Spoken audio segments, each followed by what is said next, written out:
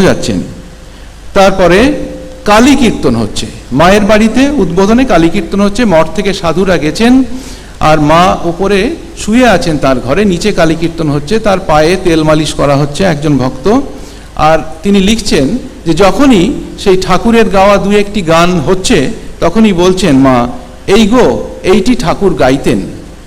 তারপরে গান হতে হতে যখন শুরু হলো, মজলো আমার মন ভ্রমরা শ্যামাপদ নীল কমলে, কালীপদ নীল কমলে, বলছেন মা আর শুয়ে থাকতে পারলেন না, মা উঠে বসলেন।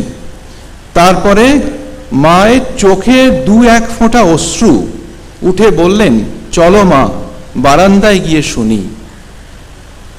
শেষে একেবারে তাঁর শেষ স্থূলদেহের শেষের দিকে বলছেন, মনে হয় এ শরীর দিয়ে ঠাকুরের যা করবার ছিল শেষ হয়েছে, এখন মনটা সর্বদা তাকে চায়, অন্য কিছু ভালো লাগে না।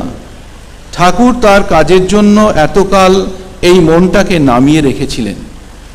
এই পর্যন্ত আমরা কয়েকটি দৃশ্য আলোচনা করলাম মাকে ভক্ত হিসাবে নিরীক্ষণ করে।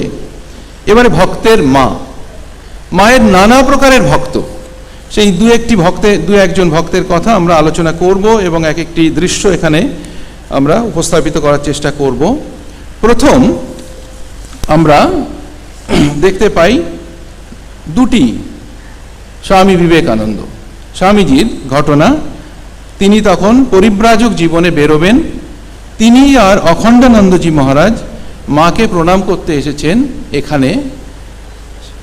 মা তখন বেলুড়ে ছিলেন, এই ঘুষুরির দিকে বোধহয় ছিলেন। সেখানে প্রণাম করে মার অনুমতি নিয়ে তারপরে বেরোচ্ছেন।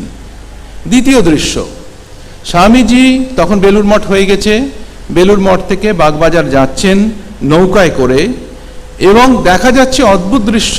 এটি আপনাদের পরিচিত ঘটনা যে গঙ্গা থেকে বারবার গঙ্গা জল নিচ্ছেন এবং তা মুখে দিচ্ছেন একটু করে স্বামীজি। তো অন্যরা জিজ্ঞেস করলেন, স্বামীজি এটা কি হচ্ছে আপনার, আপনি বারবার গঙ্গা জল নিচ্ছেন কেন, মুখে দিচ্ছেন কেন? স্বামীজি বলছেন, আমি যার কাছে যাচ্ছি, যার দর্শন করতে, তিনি হলেন পবিত্রতা স্বরূপিণী।